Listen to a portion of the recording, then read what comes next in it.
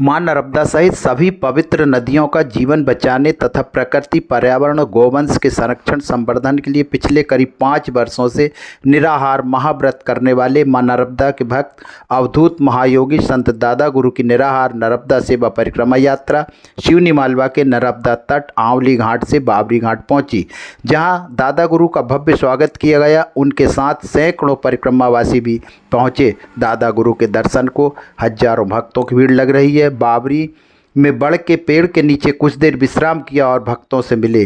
दादा गुरु की परिक्रमा यात्रा आंवली घाट से रात्रि पड़ाव के बाद बाबरी पहुंची, वहां से भिलाड़िया घाट पहुंचेगी, जहां रात्रि विश्राम के बाद आगे बढ़ेगी। दादा गुरु के धर्म संवाद में हजारों श्रद्धालु भक्त शामिल हुए।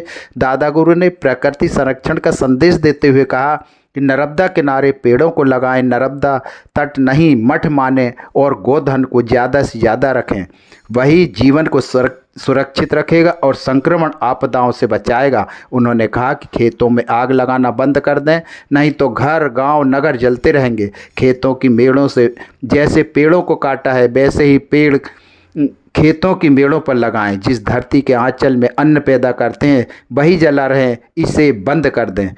के प्रति, रामकृष्ण के प्रति तो देख लो उस गौ माता को अपने गांव और घर द्वार में गौधन को सुरक्षित कर लेना। यहाँ धन मत चढ़ाना। तुम्हारे द्वार पे गौधन होगा तो वास्ता है उस आदि शक्ति का। तेरे द्वार पर गुरु गोविंद और शंकर होगा, तुझे आने की आवश्यकता नहीं। जिसके लिए मैं आया तू उसको अपने द्वार पर रख ले, मैं खुद आ जाऊंगा। मुझे तू प्रसन्न नहीं कर पाएगा और ना तेरी सामर्थ्य है मुझे पकड़ने की। तू तो उस गौधन को रख ले, बारंबार तेरे द्वार पर खड़ा होके तेरे घर और गांव की सुरक्षा करूंगा। तू उधर रख, औपचारिकता नहीं करना मुझसे। अब मैं अपने स्वभाव में नहीं बात, मैया के आसन में कोई भी द्रव्य दक्षिणा नहीं चढ़ाएगा, पैसे नहीं चढ़ाएगा मैया के आसन पे। उसके बदले में यदि माँ का दादा का मान करना है तो तुम अपने गांव नगर घर द्वार में और नर्मदा के पथ पर पेड़ लगा के बड़ा कर लेना। ये औपचारिकता मेरे समक्ष मत करना। मुझे तेरे द्रव्य पदार्थ पैसों की आवश्यकता नहीं। जो वायु पे चलता है तेरे पैसों से थोड़ी ना चलता है, और ना तेरे पैसों से तेरी जिंदगी चलेगी न पीढ़ियां चलेगी। इसीलिए मेरे समक्ष औपचारिकता करना नहीं, पैसा कोई चढ़ाना नहीं। वास्तविक में यदि माँ का मान करना है दादा का, तो दादा के नाम से, माँ के नाम से तुम एक पेड़ लगा देना और उसको बड़ा कर लेना। है कि धन को देखकर नहीं, गुरु और गोविंद और दादा और बाबा बैठा है तेरे मन को देखकर। और तेरे मन में आज भी वो ज्योत जल रही है संकल्प की, इसीलिए आज भी गांव नगर से मिलने के लिए आया। कोई मठ आश्रम वाला नहीं आया, घर और गांव को मंदिर बनाने वाला आया है, तट को मठ मानने वाला आया है। जहां बैठे, जिन घरों में बैठे उन्हीं को मंदिर बना देते हैं, और जिन गांव नगर में रहते हैं उन्हीं को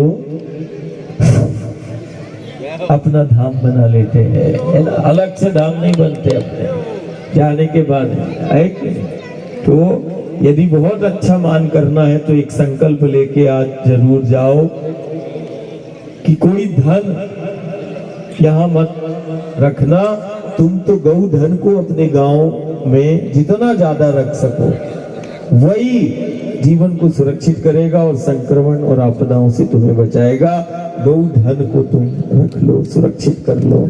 हमारा मान गुरु गोविंद का, शंकर का मान हो जाएगा। में आग लगाना बंद कर दे, नहीं तो घर और गांव नगर और कुल जलते रहेंगे रागी सा द्वेष में और भिन्न बाधा और संकटों में। खेतों में आग लगाना बंद कर, ये आज बोल के जाता हूं।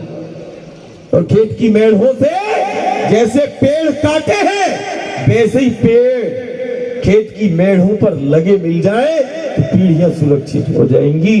ये ध्यान रखना, कटना नहीं चाहिए पेड़। न जाने कौन से पेड़ में देवता बैठा है, वास किया है। बोले खेत में मेड़, एक से पूछा, मैंने कहा क्यों रे, पिछले बार आया था तो इसमें पेड़ लगा था, ये कट गया। बोले तो छाया में वो उतना होता नहीं है। अच्छा, कितना कुंटल बढ़ा लिया तूने उस पेड़ों को काट के मेढ़ों की? 1 कुंटल 2 कुंटल? अरे तूने उस अमूल्य माटी को बहाना है, जो माटी तेरा धन नहीं पकड़ के रखी माटी को, वही परमात्मा ईश्वर का स्वरूप माटी को पकड़े है। तूने मेढ़ों से पेड़ों को काटना चालू कर दिया। जिस धरती के आंचल से तू अन्न को पैदा करता है, उसी में आग लगाना तूने चालू कर दिया। और फिर गुरु गोविंद के दरबार में, मेरे घर में ऐसा क्यों हो गया? आज एक घर में नर्मदा के तट पे कभी पूर्वजों ने तुम्हारे रोग क्या होते हैं वो पता नहीं, संक्रमण क्या, आपदाएं क्या